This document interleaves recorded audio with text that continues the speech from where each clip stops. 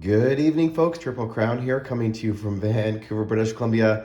This is a round 11 summary of the Global War 1939 series, playtest number 5, and just want to focus on this for a second here. This is the Japanese Navy that is currently, with a scramble, 78 units. I placed them on 2 build plates. This is maybe the largest, or one of the largest navies I've ever seen for Japan. So shout out to my friend Corpo24, who likes to also build large navies. Encourage you to play Global War 1939. So where is this navy? So what's happening in the Pacific? Let's may as well just go straight there. So this was a very long turn where I sat staring at the board. What should Japan do? What should Germany do? What should the Allies do? And because it's at that point of the game where one sort of tactical mistake or getting out of position or the wrong builds, and it is game over. Because you can see the power each nation possesses to sort of project.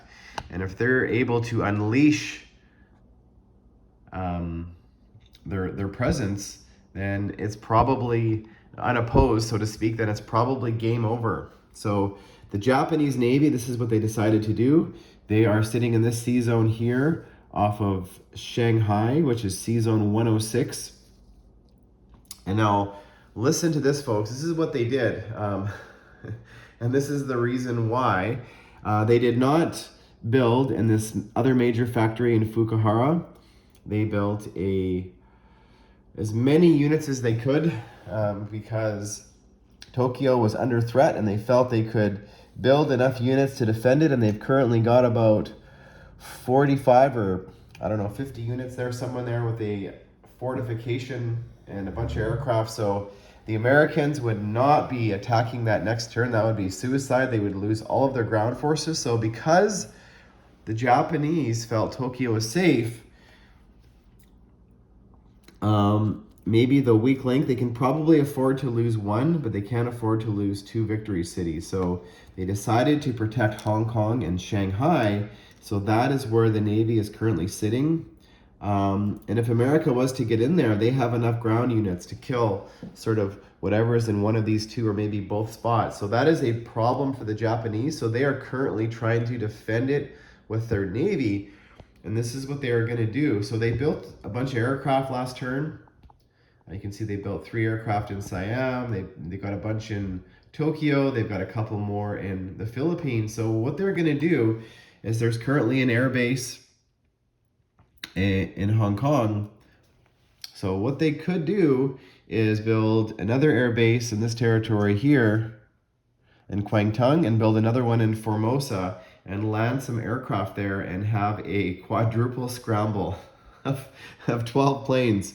So that would, it might not, I don't know if it'll be enough, but hey, it's worth a shot. It's definitely going to cause the Americans to build up one more time, at least a couple more turns. So this is going to be a 15-round game. And talking to CB's Bill, he just did a similar game, and basically round 12 is probably the last round where America can build something that's going to be able to do a landing sort of anywhere in the Pacific that's sort of along the coast of China or Tokyo, or so these builds are very important. So that's what Japan's thought process was. Now I just realized here the Americans can go. No, they can't. They can't. They could get into this harbor here and do a landing on Shanghai via sea zone 123, but that's 4 sea zones away. So that is not going to happen next turn. So the Japanese are safe, but sometimes, these sea zones can be tricky. Sometimes they're just connected. Just to point out, not that this is relevant right now, but you can see how this sea zone is sort of happening. Like if you don't pay attention, or maybe you've got a couple ships blocking it, you might not realize that maybe the naval blockade you thought you had is not there. So this is the part of the game where you really have to study the map, know the sea zones, know the range of aircraft, know the counterattack, know the defense. And my experience as well whenever you're attacking a navy, it seems like you need to bring more units. The Navy seem to defend better than they attack. I don't know what that's just my personal opinion, but that's why America's got this massive buildup.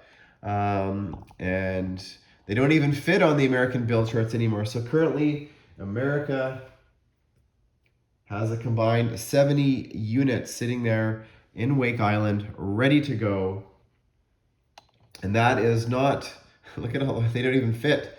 That is not including the Commonwealth, which they have another 22 units that can attack. And that doesn't include the fighters, which cannot attack, which are sitting in Wake Island. And America also has a couple bombers, which it could also join in the attack. 4 bombers sitting in Wake Island. So that's an additional 4 units for the Americans. So the Americans are now in position to sort of project that naval superiority in the Pacific. Mind you, Japan has that wrinkle up its sleeve where they could do the quadruple air bases and scramble to protect those 2 victory cities. And then if they lose the Philippines, oh well. Over here, sort of on the west coast, I'm going to get this a little bit closer. Sorry, just repositioning, folks. I apologize. So all these naval transports are all sitting on Wake Island, so ignore those. Currently sitting in Hawaii for the American counterattack is 6 destroyers and 2 naval transports. The build in San Francisco was 2 more carriers, 2 B-29s, and a couple Pershing tanks and a couple Marines and a couple transports. So the Pershings are, America's heavy tank. They can have 3 of them. So that is pretty cool. And the Commonwealth in Canada built a destroyer and a escort carrier. So getting into position, the Anzacs down here that were in the Dutch East Indies went 2 sea zones. And again, talking about how sea zones, they can go 1, 2, and they took the Carolines, which the Japanese did scorch the base. And that is because, if this fleet up here gets wiped out, this other fleet is coming in right behind it. So they are currently 3 sea zones away, not at a naval base, but they are getting in position. So if these navies are able to link up, that is a problem for Japan. So stay tuned there.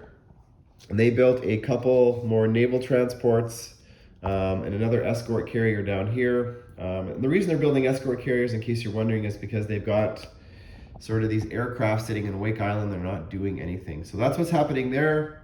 Over in the mainland of China, this is kind of Russia's bust-out turn. They expanded. They went more, instead of going in to help out KMT, they have a self-interest. Well, they needed to get some money, so they needed to get some Japanese territories, and they were successful. So they killed all of the blocking Japanese ground units, which was only basically 1 infantry. So they were able to liberate Brayata, Chahar, and come into Shanxi. And they've got a couple other tanks in Shanxi and Shenxi. So that's very, very good for the Russians because there's no Japanese, units around to counterattack. So they're going to have free reign to get a little bit of economy. But the Russians also did do the KMT a favor. They did take out it was mutual destruction. Over here, they killed about 4 Japanese units, and there was 1 surviving heavy armor. And the Italian bomber had enough of that, so they came in to help with the Japanese, and that was also mutual destruction. But the Italians did lose their it was their medium bomber. So that's what happened there.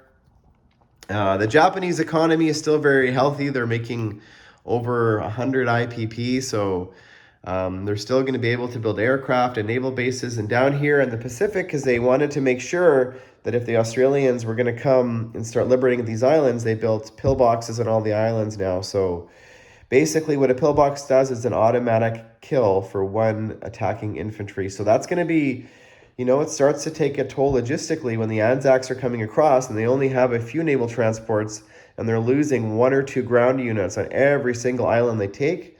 So that's what happened there.